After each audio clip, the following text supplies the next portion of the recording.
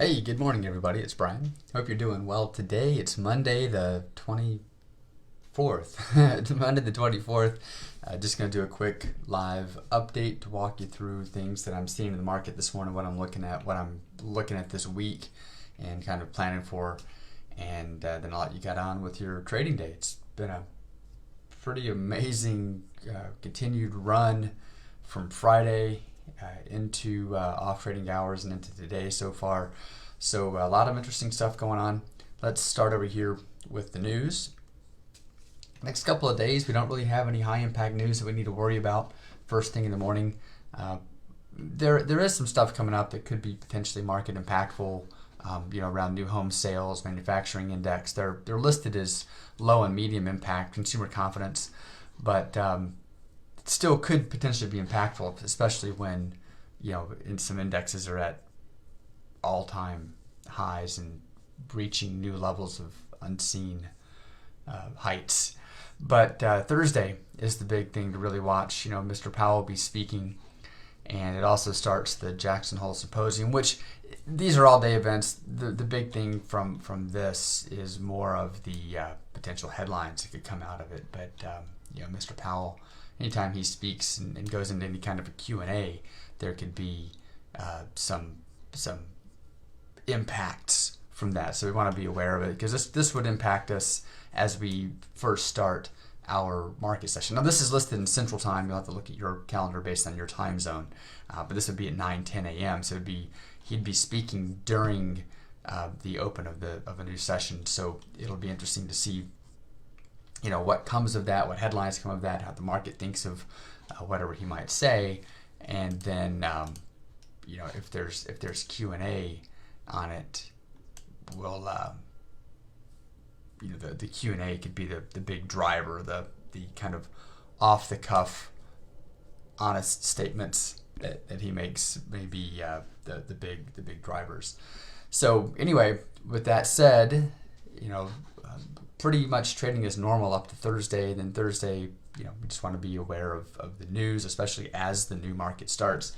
I want to trade what happens after that. As I've always said, and I'll keep saying it, and I'll keep screaming it from the rafters, don't try to front run the news. Don't trade your opinion. Don't trade what anybody else's opinion is. Trade what you see in the charts. Have a systematic approach to the market that has a quantifiable reason for you taking an action, and stick to that. Everything else happens because we get emotional about the market and stick to positions we shouldn't be in, and so on and so forth.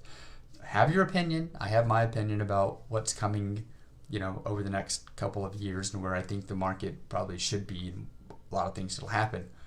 But my opinion on that is just my opinion. It's irrelevant to the intraday trading aspects of things, right? So anyway, with that said, let's go over here. What's going on in the forex market? So we're going to start with forex, and we'll get on with the indexes. So starting over here in forex, what are we seeing? Well, as we're just leading off the new session to the new session, U.S. Foreign exchange session started just now. It begins at 8 a.m. U.S. Eastern time, so we're 2 minutes into it.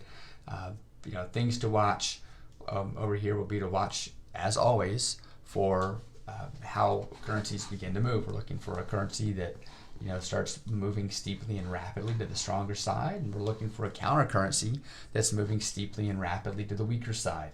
I'm never a fan of doing things right as a new session begins. I'd rather give it a few minutes, let the market start to move and see what we've got going on before we take an action. Wait at least 10-15 minutes into the new session before we take an action. But we will be watching for currencies that are moving steeply and rapidly to one direction and pairing them with currencies that are moving the other.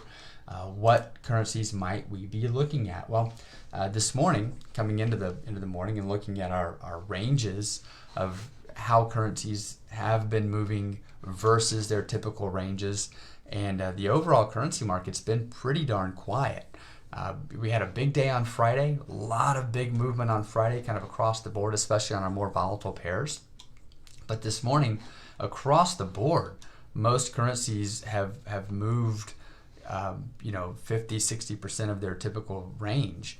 A lot of times, well, there's some like the odd yen there's a couple that have moved pretty much the top of their range. But coming into the day, generally we're looking at this and we're only seeing one or two, maybe three currency pairings that have moved a smaller fraction of their typical movement. Usually we're seeing a lot of currencies that have moved 70, 80, 90% of their typical ranges, and some of it already exceeded it. But we look at the more volatile currencies this morning as we come into this, and look at like the Euro CAD, the Pound CAD, the Pound Yen. These are currencies that are typically pretty darn volatile, moving well into the 100+ pip range, and they've moved 50 pips, 60 pips. So there's a lot of opportunity here, which is why we need to let the market kind of shake out. But there seems to be a lot of opportunity for us to find some potential trading opportunities here. The pound has been kind of flat leading up to this, a little bit weaker here, but has been fairly flat leading up to this, starting to push as the session begins, starting to diverge to the stronger side. You've got the USD that's been a weak currency and is continuing to push weaker. The pound USD has moved 70 pips so far for the day, and its typical is about 100 pips. So that could be an opportunity to look at the top of this breakout box. Could be a potential buy there on that pound versus the USD. It is counter. This one's current. This one's current. So the pound versus the USD could certainly be an opportunity there if the pound stays above the midpoint and keeps pushing stronger. You've got the pound CAD. Kind of the same thing. It's moved 56 pips. Its average is about 130 pips. So certainly looking at range breakouts here. This one for the day so far has been moving to the stronger side with the pound. So kind of flattened out leading up to the new session beginning. But we'll see if that trend continues as it goes along here. This has been a short trend over the last couple of days. Pound CAD has been falling. Pound has been falling against the CAD, but so far this morning and for the day, it's maybe giving us a break to the long side. But give it a few more minutes, give it 5 more minutes or so, and we'll see what happens as the pound begins to move. But pound versus the CAD, pound even versus the USD could be potential trading opportunities there, especially if we see that continued movement in their current direction. So buying the pound versus the CAD, buying the pound versus the USD at the top of this breakout box, could certainly be a nice trading opportunity for us. So we'll see how that continues on. But I think those are solid potential trades right there. Over here on the future side of things, we're just screaming to new heights. The S&P is at 3423.75 at this moment. In off hours, we gapped open. So Friday, this was Thursday, and Friday we pushed higher. Kept hitting the head at like 33.95 area, but we gapped open on the off trading hours and have run another 20, almost 24 points beyond even that opening point. So it's crazy day so far. I would expect at some point we'll see this come back and fill this gap in a little better. So do we buy here at the top? No. No. I'd like to see the S&P pull back before we took any new positions on it. But the 4-hour bias, we keep saying it, 4-hour bias is long, 30-minute bias is long, and we're looking to trade when we have that confirmed direction, that confirmed market bias. 33.80 had been a big level for us of resistance. It broke it last week. We saw it then as support quite a few times here, where price would break through it. As we hit 33.90, 33.95, we'd see big sell-offs. But 33.80 kept holding up on a 4-hour as far as price closing back above that area, and now it's pushed on. So I would expect price, to at some point come back down here and at least retest 33.95, 33.90 area, kind of this 33.95 to 33.90 area, maybe as far as 33.80, and that would be our spot to potentially buy off of as it floated back down to that. 3,400, big whole number, so that could even be your first stop. But I'd prefer to see something coming back down around here. So until that happens, I would just kind of hold on. I don't even see a point right now, and even looking at a breakout, even on a 30-minute, there's nothing to look at from a breakout perspective. So for the S&P leading things off, I'd sit on your hands and go from there, see what the market brings you.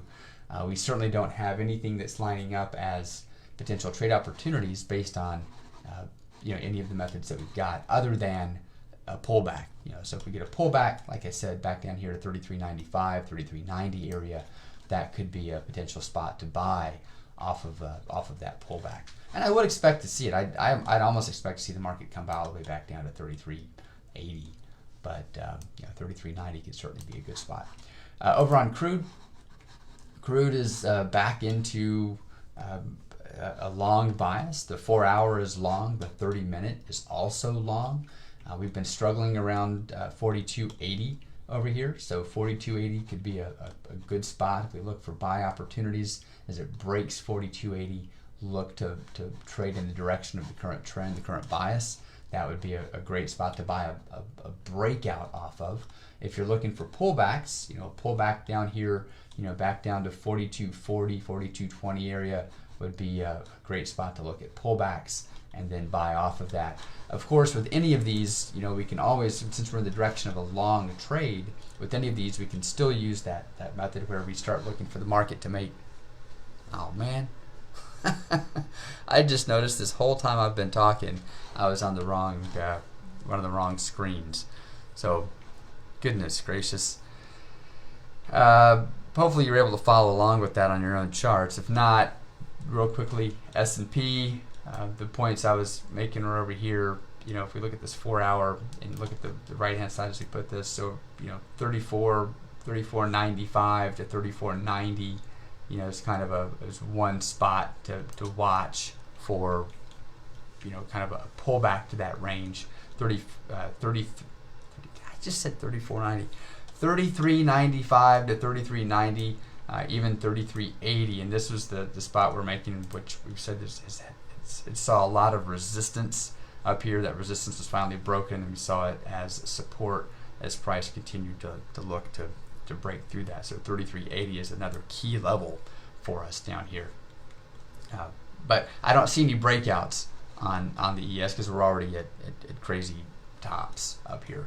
So the play would be let the market come back a minimum of 3,400, but 33.95, 33.90, even down to 33.80 would be buy locations if you're looking to buy pullbacks. Crude, what we were looking at here was 42.80 as a breakout, pullbacks down here to 42.40, maybe even as low as 42.20. Looking at pullbacks on crude to trade in the direction of the current bias. Remember, the 4-hour bias is long.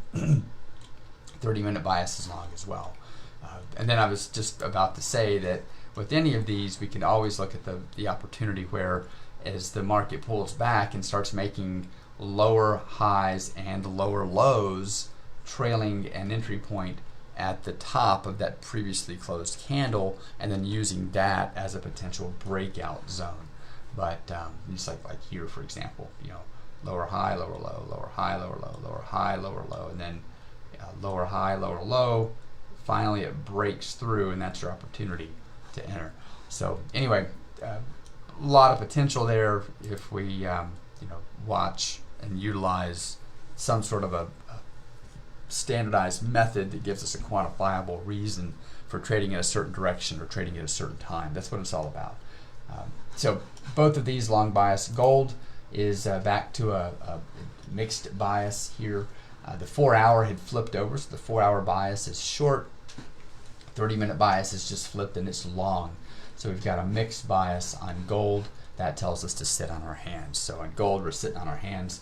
If you did, absolutely need to trade something, you could look for this pullback back down here to 1960. It was a big point of resistance for us. It was where we hit our kind of our top on Friday afternoon. I'm sorry, is that Friday? Yeah, Friday afternoon, and you know, we'll see what occurs over here if we can pull back down to this 1960. But you know, it's a mixed bias. The rule, the trading rule, if we've got a mixed bias, that sit on your hands, don't trade unless you've got, you know, confirmation of that directional bias. So that's what it is for the day. So I'm going to leave it with that. Let you guys get on with your trading day. We're going to see what occurs here. If we've got a trading opportunity that meets one of the trading criteria that we've talked about before, and our monitoring, we'll post that in and show the results of it. So yeah, that's it. That's everything for the day. I don't think I'm going to hit much more than that. Next week is, well, I won't even get into it. We'll just leave it there. Have a great day. I'm not going to get into any of my other off-topic, down the rabbit hole kinds of stuff. So we'll just leave it at that. Let you guys get on with your trading day. We'll talk to you soon. Bye.